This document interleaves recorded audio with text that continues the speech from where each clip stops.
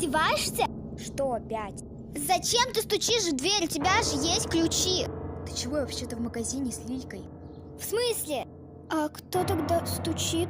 Я не знаю. Иди посмотри в глазок. Если там что-то будет, то иди запрись в ванной.